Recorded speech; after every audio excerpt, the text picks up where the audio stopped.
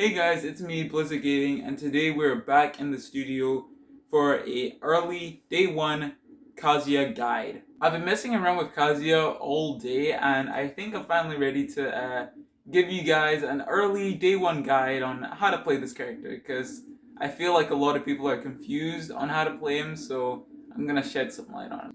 First, we're gonna go over some characteristics of Kazuya just to inform ourselves of how he plays, what he's like, and what he does. So Kazuya is a heavyweight that has very good combos that deal loads of percent. He has a very low short hop and full hop, as you can see right here. As you can see, clear difference here.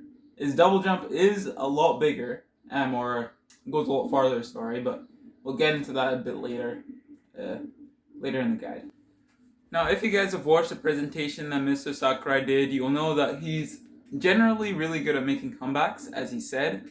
His damage output is insane, and you really need to let that shine when playing Kazuya because he does struggle in some aspects. Most notably, his range. He doesn't exactly have the biggest range of any character in the game. He does have some notably long-reaching normals and specials, but apart from that, like his range isn't really the best, and you really need to keep that in mind when playing Kazuya. That combined with like his low short hop, and I mean his air mobility, it's not bad, it's not good, but generally it's not seen as amazing. So he can struggle to get in from the air at times because I've just said, and he can struggle with like range, but he does have a mechanic that basically counters his own flaw, which we'll get into later. Basically, this is just going to be a guy going over all of his moves and seeing how he functions. So yeah, let's get into it. So first is Kazuya's jab. Kazuya's jab is the 10-hit combo. As y'all know, it's kind of a stupid move. A lot of people expected it to be like this really complex button combo or something, but it really is just holding down the A button. You to execute this, it's literally just holding down the A button. You don't need to do anything else. You can mash the A button if you want to, but although I wouldn't recommend doing that, or else you might get a different move. You might get a different move if you mash the A button, so really if you're going to go for this, I'd just recommend holding down the A button. This move is good because it's very annoying to deal with. Its sequence is long, it's physically a long sequence that's inescapable. And like, if you you're going to get really frustrated by this move if you keep getting hit by it a lot, so I feel like that's one of its perks, is that it's long, and you can kind of just do it, and many times out of 10 your opponent will kind of fall for it. And also the last hit of the move, the dragon uppercut part of the move, that bit ignores shields, so shields will not work against this character on the last hit. Overall though, its main problem is that it has kind of low range. It has some end lag, but the biggest problem I feel is its inconsistency. So for example, if you start it at the very tip of it, okay, well it didn't do it there, but it does have some inconsistency issues, especially when you like do it in the air. So let me try to show this off. As you can see there, has some inconsistency.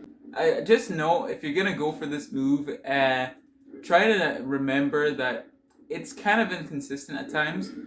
Sometimes it might just not work because, again, it's a multi-hit move that's supposed to string each other. Smash Ultimate has always kind of had a problem with multi-hits, so just be careful when you're going to use this move because it might just fail on you. Next, we're going to talk about his Flash Punch combo. Now, this is my favorite move of Kazuya's. It's just a great move. As you can see, it deals 18 damage, as you can see at the bottom there. I've moved it a bit more so you can see. As you can see, it deals 18 damage. It sends the opponent pretty far away. And yeah, this is a really good move, I think. Flash Punch combo. I really like this move. It's really great for ending combos. It's really great for ending combos because it sends the opponent so far away and it deals really good damage for like just punch and then punch. You know, it's just pressing the A button 3 times. So for the amount of damage that it deals and how far it sends the opponent away, this is like a really good move. And this move can also kill. So a higher percent if you're at ledge. So let's say you're ledge trapping someone. Let's say Donkey Kong's at ledge. If you just catch their regular get up like this, you can kill some characters. Obviously, so I'm going to kill Donkey Kong there because he's a heavy. But let's say he's at 140.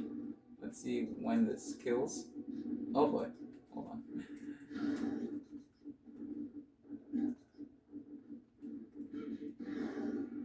So yeah, you can catch the neutral get up with that, and that is really good in my opinion because it's so fast as well. With jab being frame 6, you can kind of just throw this out, and it doesn't have much end lag as well. Like, hold on. It doesn't have much end lag as well, so it's pretty good. It's pretty good in my opinion. Generally, you want to use this to finish off combos. So, one combo you can do is while standing. If you press down an A, not down smash, but this, you'll get Ujuki Naren, I think its name is. This can pop the opponent up for a flash punch combo. So I'll show you right now. Just like that. A clean 36%. And that's the thing about this character. This character can rack up damage easily. So you don't even need to worry about racking up damage with the character. Essentially, it gets to a point where this character essentially just plays itself. Honestly, just doing moves like 10 hit combo that does like 40 damage if you do it correctly. And then flash punch combo, sets up in tech chases as well. And like kills. So this character is really good. I think he's gonna be a pretty good S tier character or top tier character. Next move is left splits kick, which is a reflecting move. This move actually reflects projectiles. I can't really show it now, but I can't show it now because Donkey Kong doesn't have projectiles. But it reflects projectiles basically, and the kick in the move. I'm pretty sure the kick in the move is intangible as well, or invincible. Yeah, it's invincible, as you can see there. And I'm pretty sure, okay, flash punch combo is not invincible. No, and pretty sure 10 hit combo isn't invincible either. So, yeah, flash punch combo isn't invincible, 10 hit combo isn't invincible, but this move is. Sorry, not that move, this move. So, yeah, you can, this is kind of like the trade-off, like the mechanic that Kazuya has. Basically, half of Kazuya's moves are invincible for no reason at all. Like, look at this. I'm doing that. Wait, that's not invincible. Sorry, this. That's invincible. That's invincible. That's invincible. That's invincible. That's invincible. Literally, all of his moves are just invincible for literally no reason. This is a really good move. I feel like it's one of Kazuya's best moves because it's basically a lunge forward. Like, you can do this in neutral, like as a surprise tool in neutral. Like, you can be dash dancing or whatever, and then just do that. And that can start combos, I'm pretty sure. As you can see there, it started a combo into a Wind God Fist, which can actually be led into Electric Wind God Fist, which is a whole other move on itself, and that can lead into the crazy stuff that we'll talk about later. As I said, it reflects projectiles as well, and it can be a burst option in neutral if you really want. Next move is Twin Pistons. Again, invincible, so that is really good for this character. Basically, his whole upper body is invincible, and if you do the second hit, his whole upper body will be invincible for the whole 2 attacks. Which means he's like, I'm pretty sure he's invincible for more than 10 frames, which is insane. So let's say like someone's landing on you, they essentially just can't do any move on you unless it's disjointed and has more range. Or else it'll just fail to this move. And one thing to know is that you actually don't need to do the second hit all the time. You can just do the first hit and back off, like honestly. You can just like do that, back off, and then want to continue it, you can just do it, back off, and then do the whole thing. At certain percents as well, you can also combo. You can combo the first hit of the up tilt into the second set into the two hits of the up tilt. It's really weird to explain, but I'll just show it now. Like that, but except it's a true combo. Like that. Just like that. So yeah, it's a pretty good move, I think. I think it leads into some combos. I'm not really sure of the specifics. It might just leave it to itself. I'm not sure. But yeah, it's a pretty good move. Alright, roundhouse the triple kick. I'm just gonna say this now. I think this is probably Kazuya's best kill move. I mean, it sends Donkey Kong so far away at 89%. Look, it kills Donkey Kong at 89. That's absurd. That's absolutely absurd. And yeah, you can combo out of it as well. You can do, I think you can do Nair into it. I'm pretty sure there are some combos into it, but yeah, it's a pretty good move as well, especially because like you can use this in neutral as well.